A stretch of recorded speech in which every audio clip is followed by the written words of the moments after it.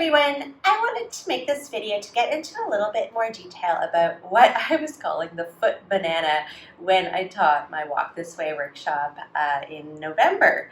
The foot banana is a slightly ridiculous way of talking about the process the foot goes through when it moves between pronation and supination. This is a natural part of walking. The foot sort of twists, and it twists into a locking mechanism called supination and an unlocking mechanism called pronation. And the locking mechanism gives you rigidity with which to lever your body through the world, and the pronation gives you suppleness with which to absorb shock. So it's a remarkable mechanism, really. It's quite awesome. And you really need to have both in order to have effective walking. And many of us are kind of more sticky in one direction or the other. I tend towards pronation. I've got a very floppy foot. Other people will be more stuck in supination and have a high arch that's kind of stuck there. And so these exercises are going to be probably a little bit more useful for the people who are more on the pronation side, but I am going to talk about what you can do if you're more on the supination side. And they're good for everybody to practice and find out a little bit more about their feet. So let's start just by experiencing pronation and supination in a way that everyone's feet can do. This is one of my favorite exercises. I learned it from the awesome Lauren O'Hayon. And it's very simple. So you're just going to stand up. You're not going to see my face for this, but you don't really need to. You're going to stand up, and all you're going to do is you're going to keep your balls of your big toe grounded on the ground, and you're going to twist your pelvis to the right and then twist your pelvis to the left. And as you twist your upper body and your torso, I want you to watch what happens with your feet. And what you should notice is that as you twist towards your right foot, your right arch lifts up. And as you twist towards your left foot, your left arch lifts up. And vice versa, as you twist towards your right foot and your right arch lifts, your left arch should flatten. So keep looking at that, keep twisting. As you twist towards your left, what's happening as your arch lifts up, that is supination. And as you twist towards your right and your right arch lifts up, that is supination on the right and pronation on the left. As you go left again, it's supination on the left, pronation on the right. So you have some midfoot mobility already in your feet, and it may be limited. You might find that your whole foot wants to lift up off the ground as you lift towards the right or the left, and that's a sign that you definitely can use some mobility work. But you should have some twisting ability that you can experience this way, and that's awesome. The next thing to sort of think about, the reason we're talking about this here, the specific exercise that I want to be working on, is as you're taking a step, if you look at my back foot, what should be happening is as you're lifting your heel and toeing off, you should have some of that supination action happening. There should be this midfoot twist, and that creates a rigid lever that as you push off, your foot is then rigid instead of floppy, which creates a great walking mechanic. So you could actually just practice this exercise by taking a big step forward with your left foot and then lifting up onto the heel of your back foot and then actually consciously twisting, trying to externally rotate your right hip, bringing your heel in, seeing that foot kind of banana shape a little bit, and then pressing through your toe and feel how that feels for you. And that's what you want happening with every single step. You shouldn't have to think about it when it happens in your step. But it's nice to practice it this way. And you can try changing sides. So big step forward with your right foot, lifting up onto the left toes, twisting. So you keep the big toe base grounded. It's the midfoot and ankle and hip that twist. And then you press through on that nice rigid lever. So that's really what we want. As you lift up, you get this locking supination, big foot toe off, or big toe off, sorry. So that's our goal. I've got a yoga tune-up ball with me. You can use any fairly soft ball. So one way to work on this mechanic, especially for the pronators among us, me, is to simply do calf raises with a ball in your heels. And as you do your calf raise, you're going to squish your ball like crazy. Feel that slight supination happen, and then lower with control down, seeing if you can maintain that supination most of the way down. So some things to think about when you do this calf raise is, first of all, you want to make sure you're rising up evenly across your foot. You don't want to twist to the outside, so keep that big toe joint grounded as you squash your ball. I would recommend doing this on a counter or holding onto a wall or something for balance. Don't do this without that, because your goal isn't balance here. Your goal is foot strength and control. So you're going to lift up, you're going to squeeze the bejesus out of the ball, you're going to keep that supination, keep that arch, lower down slowly. So that's kind of exercise number one. But the one I really like is this one.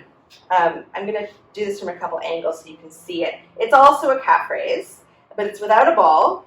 And what you're going to do is you're going to lift straight up onto your forefoot. Try not to grip with your toes. Try to make sure the ball of your big toe stays grounded. And once you're up, you're going to then twist through the midfoot. You're going to supinate. You're going to try to externally rotate both hips. Get the midfoot moving. You can try to drive with the midfoot. Hold there. Keep holding. Slowly lower. And don't let your heels touch the ground. But as you lower your heels towards the ground, relax it. Let your foot come back to a fairly neutral position. And then repeat. You're going to lift straight up. You're going to squeeze your heels in like you're trying to squeeze that ball and squish it. You're going to keep that sense of supination through the midfoot. And you're going to lower down slowly. And don't quite touch your heels to the ground. My feet are getting tired doing this, so it's a sign I need to do it more, I'm sure. Lifting up. Lifting up. Twisting through the midfoot as best you can. Holding there. Lowering down slowly and with control. Now this can be hard to see, so I'm going to do it from behind as well to see if you can get a better sense of this. So I'm going to lift up, I'm going to twist and squeeze in, that's that banana shape, and then I'm going to lower down with control. Not touching the ground, relaxing to neutral, lifting up, squeezing in, foot banana, lowering with control, not losing the banana until I decide to let it go close to the end, softening there. My feet are definitely getting a lot of work here, so yours should be too. Lifting up, bananaing, holding the banana, lowering down. And I'm going to end it there. You could definitely do a bunch of those. You could probably work up to about 20 in a set. You want lots of reps for this stuff because you walk many, many steps at a time. So it's a little boring. I know that footwork is not everyone's favorite thing to do. I'm just rolling my feet out now because they're getting a little crampy and tired, and it just feels really nice. So go ahead and do that yourself if you want. So that's the basic foot banana, most useful for the people who are pronators.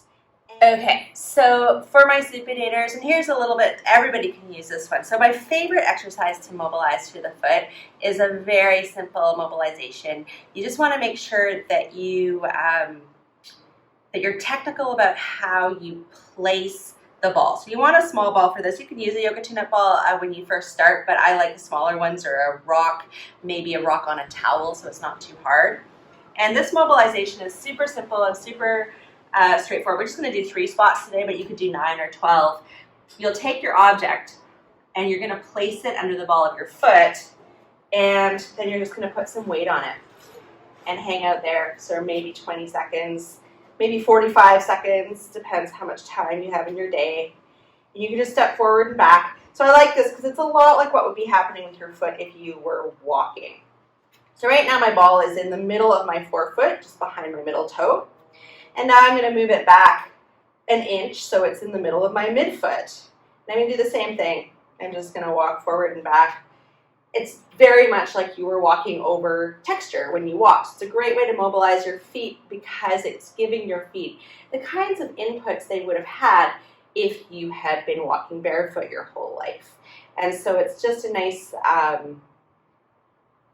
stand-in for what's really happening when you go out walking. And you can stay still here. You don't have to walk forward and back. You'll find that putting your foot back makes it lighter. So if this is intense for you, keep it light. You don't need to be crazy. If it's not intense for you at all and you want it stronger, then step forward a little bit. And now I'm going to move my ball back just in front of my heel. You don't need to ever take your heel off the ground here. But my ball is right in, kind of nestled in between my midfoot and my heel. Same thing, I'm just putting some weight on here. You can wiggle your toes if you want, hanging out and delivering a load to the feet. So I've used 3 spots. Again, you could use 9 or 12. I usually use 9. I would do 3 across the forefoot, 3 across the midfoot, 3 across the back of the midfoot. Heel stays on the ground the whole time.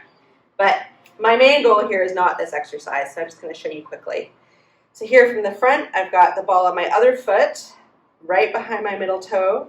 I really like stepping forward and back here because it makes it even more like I was actually walking. And that's kind of the goal.